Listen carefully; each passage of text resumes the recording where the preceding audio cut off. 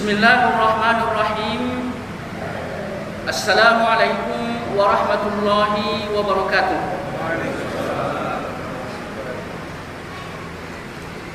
Alhamdulillahi rabbil alamin, alladzi nahmaduhu wa nasta'inuhu wa nastaghfiruh wa na'udzu billahi min shururi anfusina wa min sayyiati a'malina. Man yahdihillahu fala mudilla lahu wa man yudlilhu fala hadiya lahu. Asyhadu an la ilaha illallah wahdahu la syarika lahu wa asyhadu anna Muhammadan abduhu wa rasuluhu la nabiyya ba'dah. Amma ba'du, qala Allah tabaraka wa ta'ala fi kitabil karim, a'udzu billahi minasy syaithanir rajim.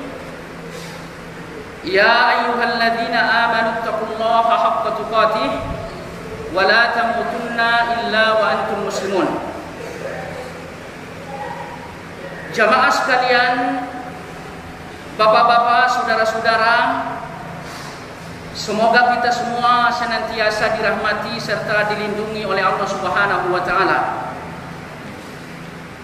Pertama sekali, kembali kita panjatkan puji dan syukur atas nikmat dan karunia berupa kesehatan dan kelapangan waktu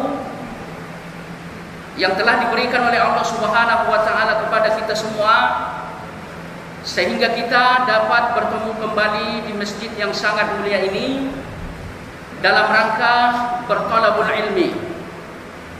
Mudah-mudahan ayat-ayat yang nantinya kita pelajari dapat menjadi syafaat bagi kita kelak di yaumil akhir. Amin, Allahumma amin. Kemudian selawat dan salam mari senantiasa kita perbanyak tentunya kepada Nabi besar Muhammad sallallahu alaihi wasallam. Dan mudah-mudahan kita semua dapat lebih mencintai sunnah dan dakwah beliau, karena sesungguhnya kecintaan terhadap sunnah dan dakwah beliau adalah bukti konkret atas kecintaan kita terhadap beliau. Jamaah sekalian, bapak-bapak yang saya muliakan, sampai pada pertemuan yang lalu kita telah membicarakan ayat yang ke-37 dari surat An-Naba. Hanya saja ayat yang mulia ini belum tuntas kita bicarakan. Pada pertemuan yang lalu kita telah membicarakan Rabb. Dan yang mesti kita pahami bahwa yang disebut dengan Rabb sesuai dengan apa yang disampaikan oleh Imam Ibnu Qayyim al-Jauziyah, yaitu segala sesuatu yang menjadi wasilah, yang menjadi nikmat, yang akan memudahkan kita untuk bisa mentaati dan menjalankan ibadah kepada Allah Subhanahu wa taala. Kemudian Imam Ibnul Ambari juga mengatakan bahwa yang disebut dengan Rabb adalah yang pertama Al-Malik, kemudian yang kedua As-Sayyidul Muta', kemudian yang ketiga Al-Muslih. Kemudian selanjutnya Syekh Utsaimin juga menjelaskan bahwa yang disebut dengan Rabb adalah Al-Khaliq, yaitu pencipta. Kemudian yang kedua Al-Malik, yang menguasai.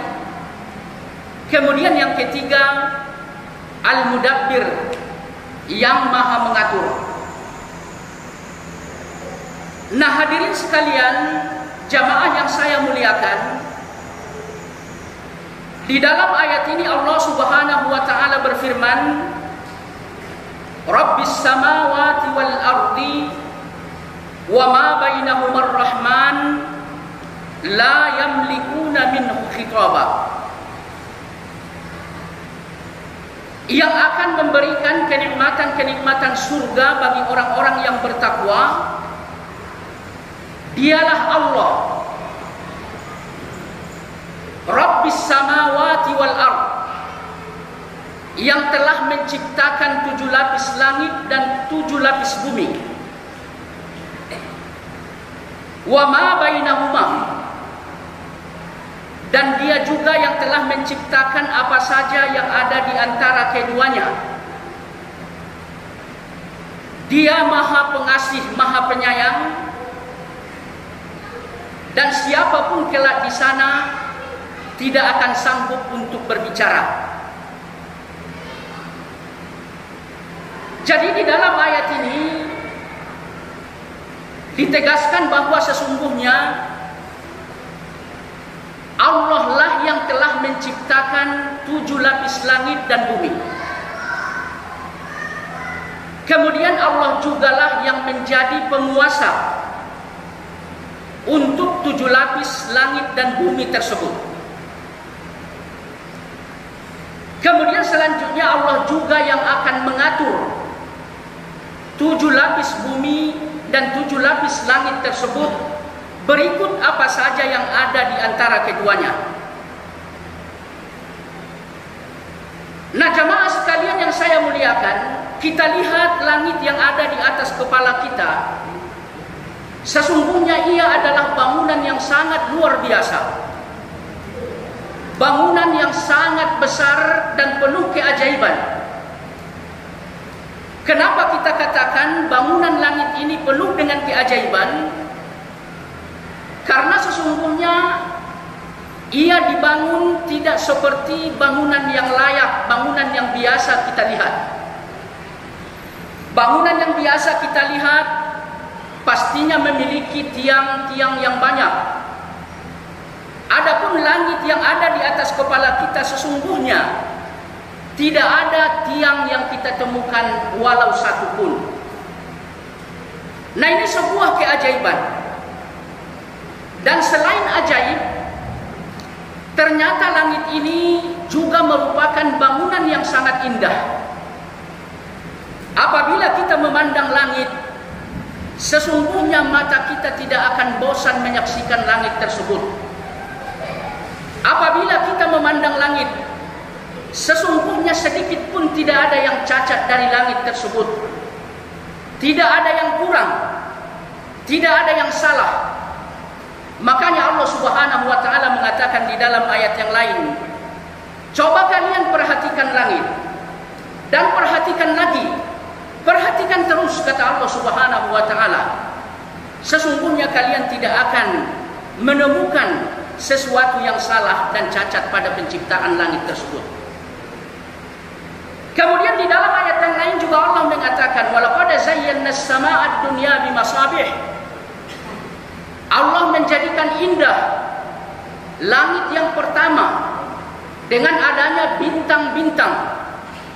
Hadirin sekalian yang saya muliakan, bintang-bintang ini semuanya diatur, disusun oleh Allah Subhanahu wa taala dengan sedemikian rupa agar ia betul-betul dapat memanjakan pandangan siapapun yang memandang.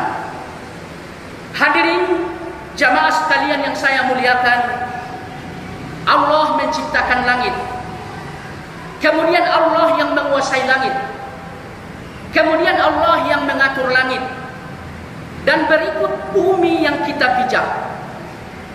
Kita lihat bumi kita ini sangat indah. Tumbuh-tumbuhan tumbuh begitu lebat, air mengalir begitu deras. Ini semuanya adalah keajaiban. Ini semuanya adalah ciptaan Allah Subhanahu wa taala. Dan kemudian yang menguasai ini semua adalah Allah Subhanahu wa taala.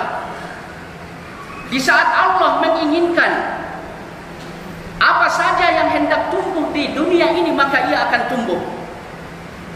Dan di saat Allah Subhanahu wa taala tidak menghendaki sesuatu tumbuh di atas dunia ini, maka ia tidak akan tumbuh. Sesungguhnya Allah lah yang menguasai dunia ini. Kemudian Allah juga yang mengatur dunia ini. Coba perhatikan hadirin sekalian.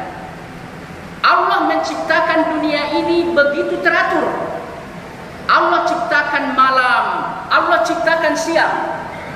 Allah berikan panas matahari dengan ukuran yang sesuai dengan kebutuhan manusia.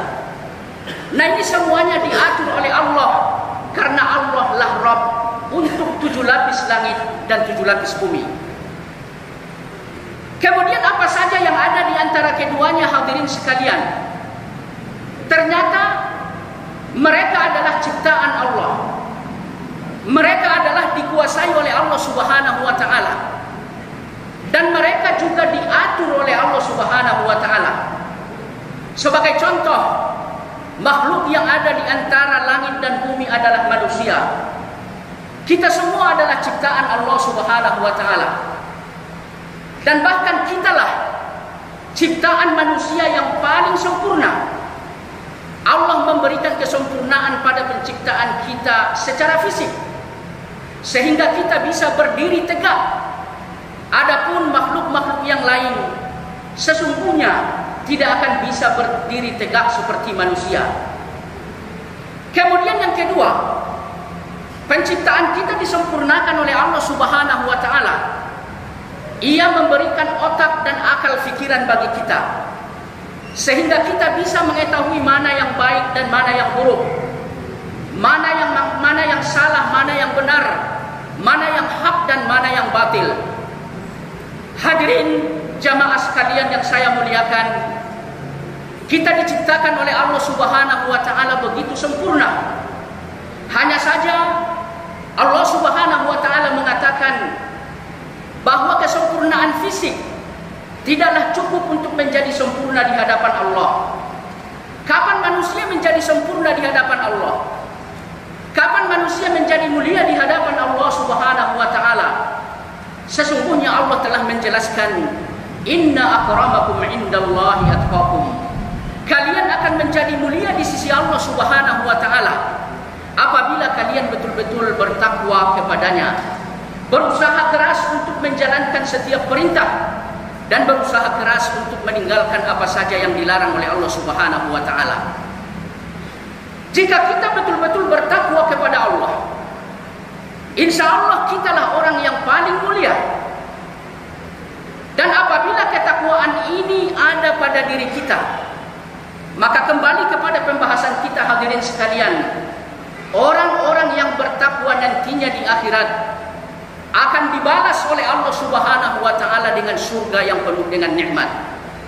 Dan surga itu diberikan oleh penguasa alam semesta, penguasa 7 lapis langit, dan penguasa seluruh makhluk yang ada. Hadirin jamaah sekalian yang saya muliakan, setelah kita ketahui bahwa Allah lah Rabb, Allah lah pencipta, Allah lah penguasa, Allah lah pengatur. Kemudian di dalam ayat ini Allah Subhanahu wa taala mengatakan, Ia adalah Maha Rahman, Ia adalah Maha Pengasih, Maha Penyayang. Yang perlu kita ketahui dari Ar-Rahman, bahwa Ia merupakan sifat dzatiyah bagi Allah Subhanahu wa taala. Dan yang disebut dengan sifat dzatiyah, ia tidak akan berubah sekalipun manusia bermaksiat kepadanya. Artinya, sifat Ar-Rahman yang dimiliki oleh Allah tidak akan berubah disebabkan karena seseorang bermaksiat kepada Allah Subhanahu wa taala. Sekalipun seseorang bermaksiat, yang namanya kasih sayang Ar-Rahman akan senantiasa didapatkan oleh orang tersebut, padahal ia selalu dalam keadaan bermaksiat kepada Allah Subhanahu wa taala. Jamaah sekalian yang saya muliakan, Ar-Rahman adalah sifat umum, kasih sayang umum. Kasih sayang karunia ini akan diberikan kepada seluruh makhluk, baik ia orang-orang yang beriman maupun orang-orang yang ingkar, baik ia makhluk yang lain, makhluk hidup atau benda mati. Hadirin sekalian yang saya muliakan, Ar-Rahman adalah sifat yang paling agung, kasih sayang yang sangat luas. Makanya di dalam Al-Quran Allah Subhanahu wa ta'ala menyandingkan Ar-Rahman dengan Arsy. Kita ketahui bahwa sesungguhnya makhluk yang paling besar yang telah diciptakan oleh Allah Subhanahu wa ta'ala adalah Arsy. Nah, ternyata di dalam Al-Quran Allah berfirman, Ar-Rahman 'alal 'arsy istawa. Allah yang Maha Rahman, ia beristiwa di atas Arsy. Kenapa Ar-Rahman digandengkan oleh Allah dengan Arsy? Jawabannya kata ulama-ulama kita, hadirin sekalian, karena sifat Ar-Rahman adalah sifat yang sangat besar, sifat yang sangat agung, sifat yang sangat luas, dan mencakup seluruh makhluk yang ada, baik ya orang-orang beriman maupun orang-orang yang ingkar kepada Allah Subhanahu wa ta'ala. Kemudian selanjutnya hadirin sekalian,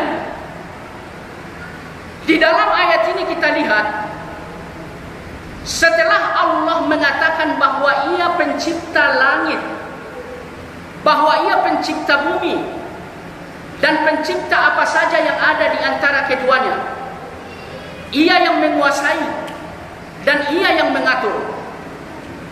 Kemudian Allah menyebutkan Ar-Rahman. Artinya Allah menggandengkan antara Rabb dengan Ar-Rahman. Apa maksud dan tujuan hal ini dilakukan oleh Allah Subhanahu wa ta'ala? Yang pertama, seperti dikatakan oleh Imam Ar-Razi, Allah menyatakan bahwa ia Rabb, pencipta dan penguasa dan pengatur. Kemudian Allah gandengkan dengan Ar-Rahman yang Maha penyayang dan pengasih. Kata Imam Ar-Razi, tujuan penggandengan dua Asmaul Husna ini, bahwa Allah Subhanahu wa ta'ala menguasai, bukan untuk mengintimidasi. Allah Subhanahu wa ta'ala menguasai segala sesuatu yang ada, bertujuan untuk menyayangi dan mengayomi. Jadi berbeda dengan penguasa-penguasa manusia, hadirin sekalian. Penguasa-penguasa manusia, sesungguhnya mereka berkuasa tidak lain tidak bukan tujuannya untuk bisa mengintimidasi. Sebagai contoh misalkan, kekuasaan yang kita ketahui di dalam Al-Quran, seperti apa yang dimiliki oleh Fir'aun. Fir'aun menjadi penguasa Mesir, dan kekuasaan itu dimanfaatkan oleh Fir'aun untuk mengintimidasi, menindas Bani Israel yang tinggal di Mesir. Bahkan kita ketahui kejahatan Fir'aun di saat ia menguasai Mesir. Setiap anak laki-laki yang terlahir dari Bani Israel wajib semuanya dimatikan, wajib semuanya dibunuh. Dan inilah karakter manusia jika ia menjadi penguasa. Jadi sekali lagi hadirin sekalian, Allah menjadi penguasa untuk alam semesta, untuk seluruh makhluk yang ada. Tujuan kekuasaan Allah Subhanahu wa ta'ala untuk menegakkan kasih sayang, untuk menegakkan rahmat bagi seluruh alam yang ada. Maka oleh karena itu hadirin sekalian, apabila kita menegakkan aturan-aturan yang telah ditetapkan oleh Allah Subhanahu wa ta'ala, kita berlakukan hukum-hukum Allah di atas alam semesta ini, maka insya Allah semuanya akan mendapatkan kasih sayang. Orang-orang beriman akan mendapatkan kasih sayang, bahkan orang-orang kafir pun akan mendapatkan kasih sayang, dan seluruh makhluk akan mendapatkan rahmat dan kasih sayang dari Allah Subhanahu wa ta'ala. Kemudian yang kedua, hadirin sekalian, kenapa Allah menggandengkan Rabb sebagai penguasa dengan Ar-Rahman? Jawaban yang kedua disampaikan oleh ulama-ulama tafsir. Adanya Rabb di sini agar supaya kita betul-betul takut kepada Allah Subhanahu wa taala. Karena siapapun apabila ia berhadapan dengan penguasa, pencipta dan pengatur, maka secara manusiawi ia akan takut kepada penguasa tersebut. Secara naluri ia akan takut kepada pengatur tersebut. Maka adanya kalimat Rabb di sini tujuannya, kata ulama-ulama kita, agar kita memiliki rasa takut kepada Allah Subhanahu wa taala. Kemudian Allah sandingkan dengan Ar-Rahman. Artinya Allah itu memiliki kasih sayang yang sangat luas. Nah, ini menunjukkan bahwa kita juga harus memiliki harapan kepada Allah Subhanahu wa taala.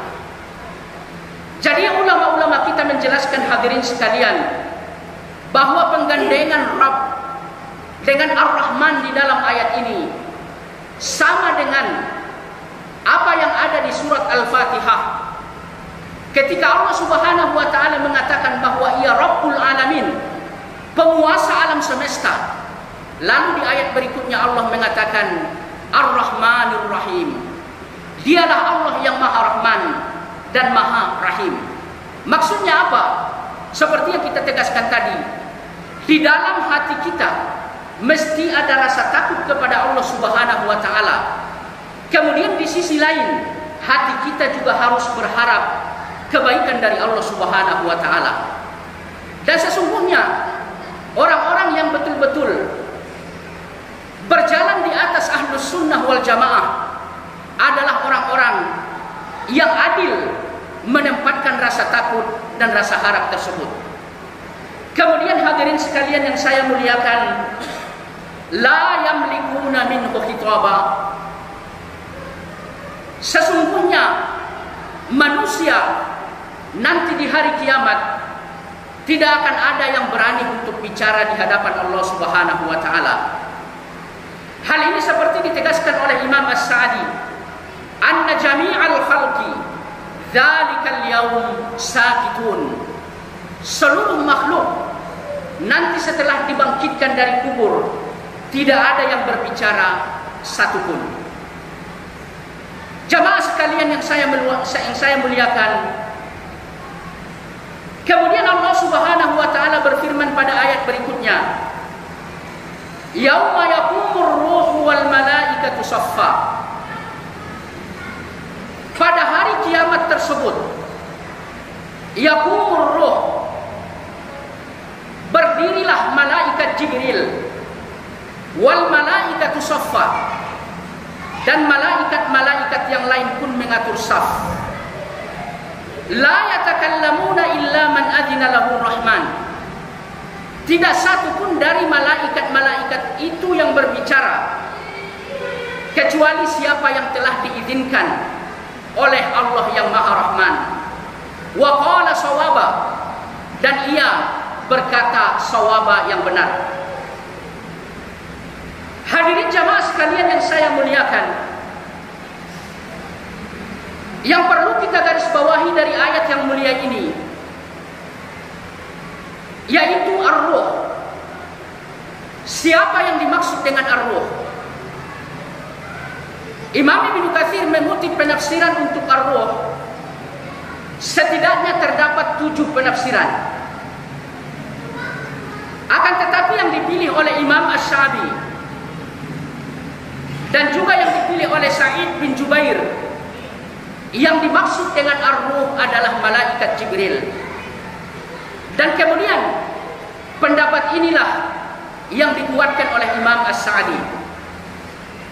Hadirin sekalian, kenapa malaikat Jibril dinamai dengan ar-ruh? Beliau dinamai dengan ar-ruh karena sesungguhnya dialah yang membawa Al-Quran kepada umat manusia. Dan perlu kita ketahui bahwa ruh yang sesungguhnya yang ada pada diri manusia adalah ayat-ayat Al-Quran. Seandainya seseorang tidak memiliki ayat Al-Quran, tidak mengamalkan ayat-ayat Al-Quran, tidak menzikirkan ayat-ayat Al-Quran, maka sesungguhnya ia sama saja dengan bangkai. Ia sama saja tidak memiliki ruh. Karena apa? Karena kehidupan yang sesungguhnya bagi umat manusia adalah Al-Quran yang telah dibawa oleh Jibril. Hal inilah yang ditegaskan oleh Allah di dalam Al-Quran. Wa kadzalika auhayna ilaika ruhan min amrina.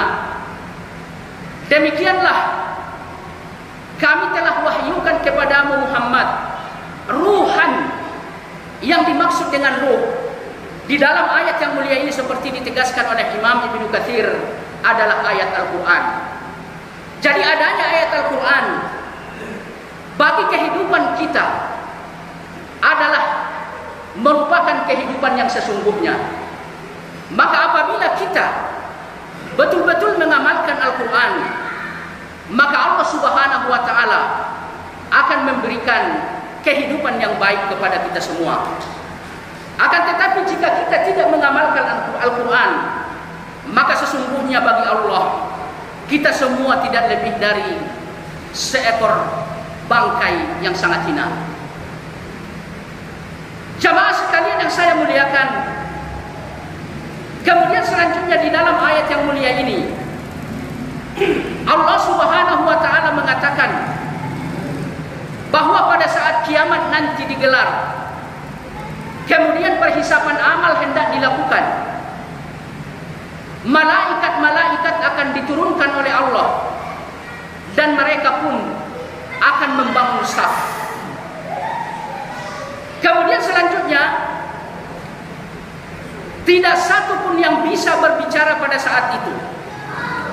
La yatakallamuna illa man adzina lahu rahman. Kecuali siapa saja yang mendapatkan izin dari Allah Subhanahu wa Ta'ala. Orang-orang yang mendapatkan izin untuk berbicara, hal ini sesungguhnya maksudnya adalah syafaat. Kemudian pendapat yang kedua mengatakan orang-orang yang tidak diizinkan untuk berbicara, yaitu siapapun yang ada di akhirat kelak, mulai dari bangkit dari kubur sampai selesai perhitungan amal, tidak akan diizinkan untuk berbicara kecuali yang diizinkan.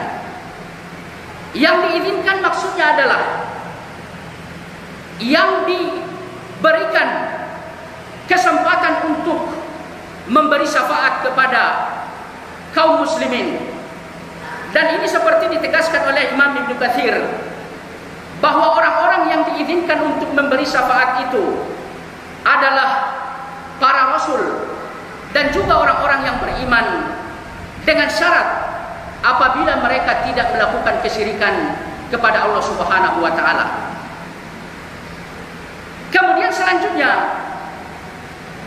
selain izin dari Allah Subhanahu wa Ta'ala untuk orang yang memberi syafaat, disyaratkan agar supaya orang yang mendapatkan syafaat tersebut adalah orang-orang yang diridhoi oleh Allah Subhanahu wa Ta'ala.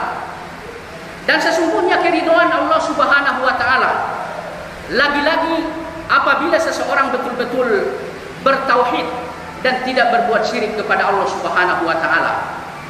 Maka oleh karena itu hadirin sekalian yang saya muliakan, sesungguhnya kita tidak akan dapat melakukan amal-amal yang bisa menjadi sebab kita memasuki surga kelak di yaumil akhir. Akan tetapi sesungguhnya amal-amal itu harus dibantu dengan syafaat-syafaat. Akan tetapi bantuan syafaat ini perlu diperhatikan bahwa sesungguhnya ia terjadi apabila yang akan memberi syafaat betul-betul mendapat izin dari Allah. Kemudian yang kedua, orang yang akan mendapatkan syafaat betul-betul orang yang diridhoi oleh Allah Subhanahu wa Ta'ala. Kemudian yang kedua hadirin sekalian, yang mesti kita fahami dari ayat ini, bahwa sesungguhnya kesempatan untuk meraih syafaat itu hanya bisa kita lakukan, hanya bisa kita usahakan pada saat kita berada di atas dunia ini. Maka oleh karena itu jangan pernah syirik kepada Allah Subhanahu wa taala. Kemudian banyak-banyaklah melakukan amal-amal salih seperti membaca Al-Quran, karena Al-Quran akan memberikan syafaat kepada kita. Kemudian melakukan ibadah puasa, karena ibadah puasa pun akan memberikan syafaat kepada kita. Kemudian membangun kerjasama yang baik dengan sesama kaum mukminin, sama-sama membangun ketakwaan, kerjasama dalam kebaikan, karena orang-orang beriman juga akan saling memberikan syafaat antara satu dengan yang lain. Kemudian hadirin sekalian, kita juga harus senantiasa mencintai Nabi, senantiasa bersolawat kepada Nabi, mencintai sunnah beliau. Karena mencintai sunnah beliau tanpa melakukan tambahan-tambahan untuk sunnah tersebut, tanpa melakukan pengurangan-pengurangan untuk sunnah tersebut, hal ini juga akan menjadi syarat sehingga seseorang dapat memperoleh syafaat dari Nabi Shallallahu Alaihi Wasallam. Kemudian hadirin sekalian, waqala shawaba. Yang dimaksud dengan shawaba di sini, seperti dikatakan oleh Imam Ibnu Katsir, ketika seseorang berada di atas dunia, ia mengucapkan la ilaha illallah. Jadi orang yang mengatakan kebenaran adalah orang yang mengucapkan la ilaha illallah di atas dunia ini. Ia mengucapkan la ilaha illallah sehingga ia masuk Islam. Kemudian ia selalu menjaga apa saja yang menjadi syarat dan rukun la ilaha illallah tersebut. Kemudian ia pun mati dari kehidupan dunia ini dalam keadaan mengucapkan la ilaha illallah. Maka orang-orang seperti ini insya Allah akan dapat memperoleh syafaat dan juga memberi syafaat kelak yaumil akhir. Kemudian hadirin sekalian yang saya muliakan, di ayat berikutnya Allah Subhanahu wa taala berfirman, "Dzalikal yaumul haqqu faman syaa'a ittakhadha ila rabbih ma'aba." Sesungguhnya hari kiamat itu adalah kebenaran. Faman syaa'a ittakhadha ila rabbih ma'aba. Barang siapa yang menghendaki, maka ia harus menjalankan amal salih kepada Allah Subhanahu wa taala. Yang perlu kita garis bawahi dari ayat yang mulia ini hadirin sekalian, bahwa Allah mengatakan hari kiamat itu adalah al-haq, kebenaran yang tidak boleh diingkari. Hari kiamat itu adalah kebenaran yang menjadi salah satu rukun iman bagi orang-orang yang beriman. Kebenaran hari kiamat sesungguhnya disepakati oleh seluruh ulama-ulama. Hanya orang-orang kafir saja yang mengingkari adanya hari kiamat. Maka oleh karena itu hadirin sekalian yang saya muliakan, keberadaan hari kiamat itu adalah kebenaran yang sangat mutlak. Maka pada intinya hari-hari yang lain, hari-hari yang lain itu hanyalah hari-hari biasa. Hari-hari biasa yang kita gunakan untuk mendapatkan amal, untuk mendapatkan kebaikan, dan tujuan kita sesungguhnya adalah satu hari, yaitu yaumul qiyamah. Maka oleh karena itu hadirin sekalian, disebabkan kiamat itu hari yang pasti, maka hari-hari sebelumnya mesti digunakan untuk melakukan amal-amal salih kepada Allah Subhanahu wa taala. Kemudian hal inilah yang dipertegas oleh Allah di akhir ayat, bahwa Allah mengatakan siapa yang menghendaki kebaikan kelak di yaumil akhir, maka ia mesti melakukan ma'aba. Apa yang disebut dengan ma'aba? Yang disebut dengan ma'aba seperti dikatakan oleh Imam As-Sa'di adalah amalan salihah. Kita harus melakukan amal salih kepada Allah Subhanahu wa taala. Kemudian apa yang disebut dengan salih. Lagi-lagi kata beliau, wa qadama sidikin yarji'u ilaihi yaumil qiyamah, yaitu sebuah amalan yang dilakukan dengan kejujuran, dan amalan ini nanti di yaumil qiyamah akan kembali kepada kita dan menjadi penolong untuk kita. Hadirin sekalian yang saya muliakan, amal salih seperti dikatakan di sini adalah sidik, adalah sesuatu yang dilakukan dengan kejujuran. Hal ini seperti ditegaskan di dalam Al-Quran bahwa sesungguhnya orang-orang yang melakukan amal salih akan mendapatkan maqama sidikin, yaitu surga. Dan surga di sini juga disampaikan oleh Allah dengan istilah sidik. Karena apa? Surga itu didapatkan dengan amalan-amalan yang jujur dilakukan. Kemudian selanjutnya yang perlu kita sampaikan, yang dimaksud dengan sidik, seperti dikatakan oleh Imam Ibnu Qayyim Al-Jauziyah, yaitu qaulun wa amalun billahi walillah, sebuah perkataan dan perbuatan dengan Allah, walillah, dan untuk Allah. Apa yang dimaksud dengan billah? Artinya seseorang dalam melakukan perbuatan, amalan, harus betul-betul menjadikan Allah sebagai startupnya, kemudian harus menjadikan Allah sebagai finishnya. Maka saat kita beribadah kepada Allah, biar ibadah ini menjadi sidik, motivasi kita adalah Allah Subhanahu wa ta'ala, dan tujuan kita adalah lillah, yaitu Allah Subhanahu wa ta'ala. Maka oleh karena itu hadirin sekalian, intisari yang mesti kita pahami dari ayat-ayat yang tadi kita bicarakan, sesungguhnya hari kiamat itu pasti terjadi.